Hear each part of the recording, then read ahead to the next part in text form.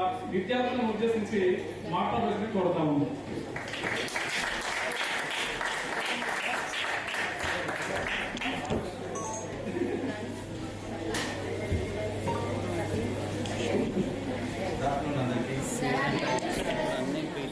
Radhika madam మీరు phone తీసుకొని వచ్చి మాట్లాడద్దంటే మాట్లాడచ్చు మరి సో గుడ్ ఈవినింగ్ వచ్చింది. ఇంతటి ప్రతిష్టాత్మక కార్యక్రమానికి ఉత్సాహంగా చేసి అంతే ఉత్సాహంగా అందరికీ స్వాగతం, ధన్యవాదాలు తెలుసుకుంటాం. దేశవ్యాప్తంగా ఉన్న నారాయణ సార్ ఎన్ని కాలేజెస్ మొత్తం 1000 సార్? నారాయణ సార్ ఎన్ని కాలేజెస్ మొత్తం సెలెక్ట్ చేశారు? 301 దాదాపు 1000కి పైగా కాలేజీలో దరఖాస్తు చేస్తే 300 కాలేజీలలో మాత్రం యూనివర్సిటీ కాలేజీలు సారీ అందులో అవకాశం కాకతీయ యూనివర్సిటీకి చెందిన ఒకప్పటి విద్యార్థిగా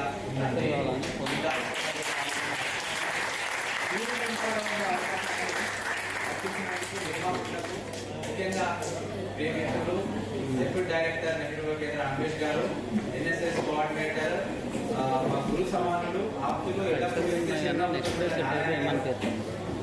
శివాలయ సారైనప్పటికీ కూడా ఎంతో విజ్ఞానం ఇంకా సామాజిక స్పృహ కలిగి ఉన్న ప్రొఫెసర్ ఇస్తార్ గారు వెళ్తూ మీరందరూ లంచ్కి వెళ్ళినప్పుడు మేము కూడా లంచ్కి వెళ్ళాము. జస్ట్ మీ కాకతీయ యూనివర్సిటీ క్యాంపస్ లో కొట్టేసిన చెట్ల గురించి మేము ఇద్దరం బాధపడ్డాం. జనరల్ గా ప్రభుత్వ ఉద్యోగి లేదా కంఫర్ట్ లో ఉన్న ఏ వ్యక్తి కూడా అంత కన్సర్న్ తో మాట్లాడదు, అంత affectionate towards people and society కలిగి ఉన్నందుకు నిజంగా చాలా సంతోషం వేసింది. సామాజిక గృహ నిజంగా చాలా వారితో జ్యూరీ మెంబర్ గా ఉండే అవకాశం నాకు కలిగి సంతోషిస్తున్నాను. యాక్చువల్గా నేను మాట్లాడే అవకాశం ఉంటుందని నేను అనుకోలేదు కాబట్టి అక్కడ ఉన్న ఏదో 2 టైప్ చేసుకున్నాను. అందుకని ఆ ఫోన్ లో చూస్తూ మాట్లాడుతూ రాజకీయ పర్మిషన్ తీసుకొని మాట్లాడుతున్నాను అనమాట. పిల్లలు మీకు అందరికీ తెలుసు ప్రతిష్టాత్మకమైన అంశం గురించి మీరందరూ మీతో పాటుగా కింద కొంతమంది పిల్లలు ఇందులో పార్టిసిపేట్ చేశారు. వన్ నేషన్ వన్ ఎలక్షన్ చాలా అంశాలు మనం చూస్తూ ఉంటాం. ఏంటి అని అంటే మన కళ్ళ ముందు ఏవో జరిగిపోతూ ఉంటాయి, అవి మనం చాలా సాధారణమైన అంశాలు అనుకుంటాం. కానీ తర్వాత వాటిని జీవనంలోకి అంటే భాగమైనప్పుడు ఇంత జరిగిందాలని అనుకుంటాం. అలా మా జీవితంలో ఎంతో జరిగింది. ఇంగ్లీష్ లో ఒక సేయింగ్ ఉంది, రొమాంటిసైజింగ్ ద పాస్ట్. ఎవరైనా చెప్తారా దాని అర్థం? రొమాంటిసైజింగ్ ద పాస్ట్ అంటే గతాన్ని లేదా ఇదివరలో జరిగిన అంశాలని చాలా అందంగా లేదా ఆసక్తికరంగా చెప్పడానికి రొమాంటిసైజింగ్ ద పాస్ట్ అంటారు. నేను రొమాంటిసైజింగ్ ద పాస్ట్ అని కాదు, కాకపోతే మేము ఇలా చాలా అంశాలు ఇప్పుడు మీరు అంటే విచ్చేసిన ఈ కాంపిటీషన్ అయినా నేను జ్యూరీ మెంబర్ గా ఉన్న ఇదే కాంపిటీషన్ అయినా కూడా మాకు అప్పుడు ఇంత అద్భుతమైన అవకాశం లేవు. సో మాకు అవకాశం లేదు. బట్ మీరున్నారు, ఎక్కడున్నారు మీరు? ఇంకో 2 ఏళ్లకు లేదా 3 ఏళ్లకు తప్పకుండా తప్పకుండా అమలు జరగబోయే ఒకే దేశం ఒకే ఎన్నిక అనే అంశం గురించి ఇందాక నారాయణ సార్ చెప్పినట్టు చాలా సమగ్రంగా కూలంకషంగా విశ్లేషణాత్మకంగా మీరు చదివి అంటే గతం వర్తమానం భవిష్యత్తు చదివి నేర్చుకొని దాన్ని మా ముందు డెలివర్ చేశారు. మాకు ఒక అవకాశం ఇచ్చారు మేము మిమ్మల్ని జడ్జ్ చేయడానికి. రేపు ఆ ప్రాసెస్ లో మీరు ఓటు వేస్తున్నప్పుడు కానీ లేదా ఇందాక చెప్పినట్టు మీరు పాలు పంచుకున్నప్పుడు కానీ జాతి రత్నాలు సింబల్ చేశారు. దీంట్లో ఏమొస్తాయి? అప్పుడు బూస్ట్ పింపుల్స్ వస్తాయా మీకు? సో అంతటి జోష్ వస్తుంది. ఓకే, ఇప్పుడు ఇందులో కొద్దిసేపట్లో మేము విజేతని ప్రకటించబోతాం. నేను ఈ కాంపిటీషన్ లో పార్టిసిపేట్ చేశాను, లేదా నేను విజేతగా నిలిచాను, లేదా నేను నామినేట్ చేయబడ్డాను అన్నమాట. మీకు నేను చెప్తే చాలా సింపుల్ గా అనిపిస్తుంది. సేమ్ యూత్ పార్లమెంట్ కి సంబంధించిన అంశము. అప్పుడు 3 జడ్జీలు ఉన్నారు, అందులో నేను జడ్జి 1 గా ఉన్నాను. ఒక అమ్మాయిని మేము సెలెక్ట్ చేశాం. ఆ రోజే నాతో ఉన్న ఇంకో జడ్జితో అన్నాను, సార్ ఈ అమ్మాయిని మనం స్టేట్ సెలెక్ట్ చేస్తున్నాం, బట్ ఈమె సెంటర్ కు వెళ్తుందని. మన వరంగల్ అమ్మాయి పేరు ప్రతిమా బల్వా. ఆమె పార్లమెంట్ లో ప్రసంగించింది. Just degree final year student. తెలుసా మీకు? Degree final year. ఇప్పుడు మీరు ఎంతమంది కనిపిస్తే చెప్పండి పార్లమెంట్ అనగానే మనం వెళ్తే బాగుంటుంది, ఢిల్లీ చూస్తే బాగుంటుంది parliament. But she got the opportunity to deliver a lecture at the parliament of India. భారతదేశ ప్రజాస్వామ్యంగా ఎంపిక చేయబడ్డ ఎన్నుకోబడ్డ రాజ్యసభ లోక్సభ సభ్యులను ఉద్దేశించి ఒక 19 ఏళ్ల అమ్మాయి, అందులోనూ మన వరంగల్ అమ్మాయి మాట్లాడింది అంటే ఎంత ఇప్పుడు ఇక్కడ మీరు మాట్లాడిన వాళ్ళు కొంతమంది ఫొటోస్ తీసుకున్నారు, కొంతమంది వీడియోస్ తీసుకున్నారు. ఏంటి మీ వాట్సాప్ స్టేటస్ లో పెట్టడానికి. చాలా సంతోషం. మీ పేరెంట్స్, మీ ఫ్రెండ్స్, ఇంకెవరైనా మీ వెల్బీయింగ్స్ సిబ్లింగ్స్ ఎవరైనా కూడా సంతోషిస్తారు.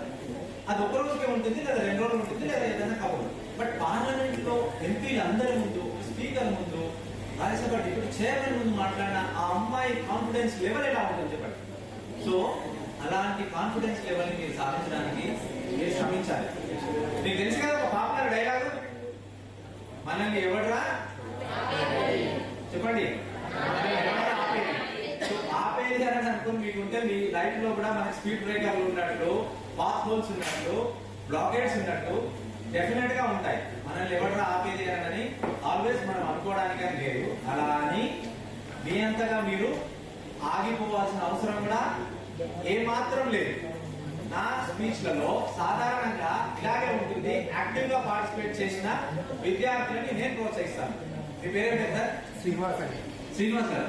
శ్రీనివాస్ గారు మీకు తెలుసు కదా, వాగ్దేవి కాలేజీలో ప్రోగ్రామ్ లో శ్రీనివాస్ గారు వాళ్ళ స్టూడెంట్ పార్టిసిపేట్ చేశారు. నేను సేమ్ ఇలాగే క్వశ్చన్ అడిగా.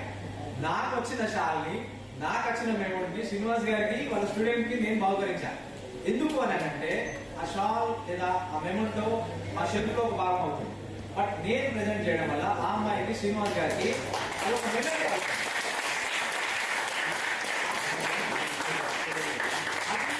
అది నేను ఒక గొప్ప వ్యక్తి నుంచి నేర్చుకున్నాను. నేను గురువుగా భావించే ఒక వ్యక్తి నుంచి.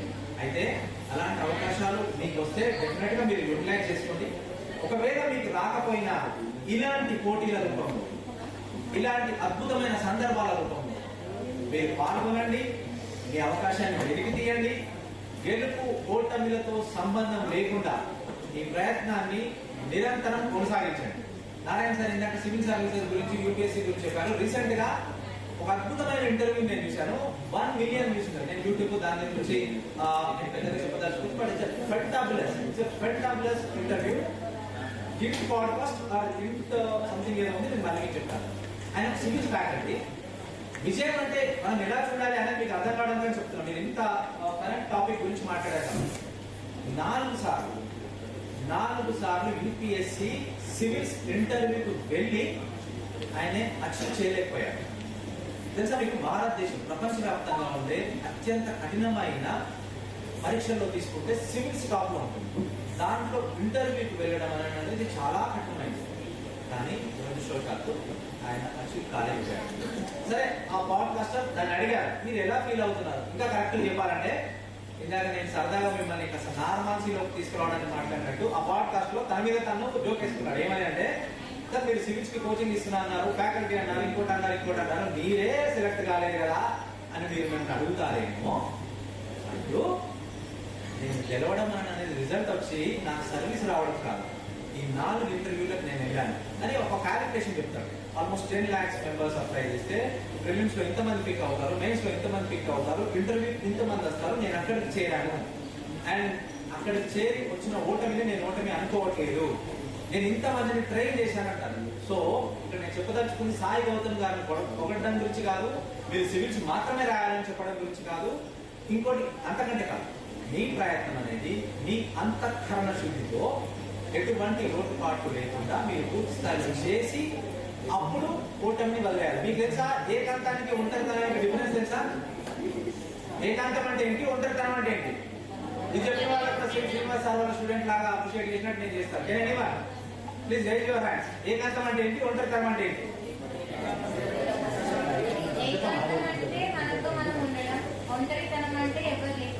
Very good. ఏం జాదవ్? వాట్ జాదవ్? సారీ, శ్రీజ జాదవ్. శ్రీనివాస్, శ్రీధర్, శ్రీ అని పేరు అందరూ ఇంటెలిజెన్స్ ఉంటారా? శ్రీజ గుడ్. మమ్మల్ని మీరు చదువుకోవాలి కదా, ఇందాక చెప్పాక అవకాశం వచ్చినప్పుడు మనం వాడుకోవాలి. రైట్. సో మీరు విజయాన్ని మీరు ప్రయత్నించి మీకు ఫలితం రాకపోవడం వేరు, మీరు ప్రయత్నించకుండా వస్తుందో రాదో అనుకోవడం వేరు. మీరు చూస్తూ ఉంటే గ్రూప్ 1, గ్రూప్ 2, గ్రూప్ 3, డిఎస్సీలో మీ చుట్టూతా ఉన్న వాళ్ళు చాలా మంది సాధించారు కదా. కొంతమంది విఫలం చెందారు. విఫలం చెందిన వారి నుంచి కూడా మీరు నేర్చుకోవాలి. నేను ఫస్ట్ ఫెయిల్ అయిన వాళ్ళు కూడా కలుస్తానంటాడు ఆయన. ఎందుకు కలుస్తానంటే మామూలు ఫీలింగ్ ఏంటి, నువ్వు ఎందుకు ఫెయిల్ అయ్యావు, ఇది ఓకే, వాట్ ఈస్ నెక్స్ట్, తర్వాత ఏంటి అని అడుగుతాను. సో మీరు ప్రతి దశలోనే నేర్చుకోండి. నాకు అవకాశం దొరికిన ప్రతి చోట నేను చెప్పే ఒక రొటీన్ సజెషన్ ని చెప్పి నా ప్రసంగాన్ని ముగిస్తాను. మీరు 3 అంశాల పట్ల చాలా జాగ్రత్తగా ఉండాలి. మొదటిది మీ జ్ఞానం. మీరు ఏ జ్ఞానాన్ని నేర్చుకుంటారు లేదా వదిలేసుకుంటారు అనే దాని ఆధారంగా మీ జీవితం ఉంటుంది. కొంచెం మాస్ లాంగ్వేజ్ చెప్పాలంటే జర మీరు ఆగమలతో దోస్తారా చేసి నా డెస్టినేషన్ కట్టనే రైట్. నెంబర్ 2, మీ ఆరోగ్యం. మీరు ఎంత చదివినా సాధించినా మీరు ఆరోగ్యంగా లేరు అనుకోండి, మీ ప్రయత్నంలో ఫలితం అనేది తక్కువ. 3, మీ కుటుంబం. మీ కుటుంబం అంటే మీ అన్న తమ్ముడు అక్క చెల్లెలు అమ్మ నాన్న లేదా మీకు ఆప్తులైన కుటుంబ సభ్యులు. మీకు ఏం సాధించినా మీరు ఎంత ఆరోగ్యంగా ఉన్నా మీ కుటుంబం అనేది మీకు సపోర్టివ్గా లేకపోయినా, లేదు మీరు మీ కుటుంబానికి సపోర్టివ్గా లేకపోయినా ఆ విషయానికి అర్థం కానీ ఏంటి పరమార్థం కానీ ఉండదు. సో ఈ 3 అంశాలు గుర్తుపెట్టుకొని మీలో కొద్దిమంది అయినా విజేతలుగా నిలిచే ప్రయత్నం, విజేతలుగా నిలిచే దారిలో ఉంటారని, అందరూ విజేతలుగా నిలిచే ప్రయత్నంలో ముందుకు సాగుతారని ఆశిస్తూ ఈ అవకాశం కల్పించినందుకు మరొక మారు పేరు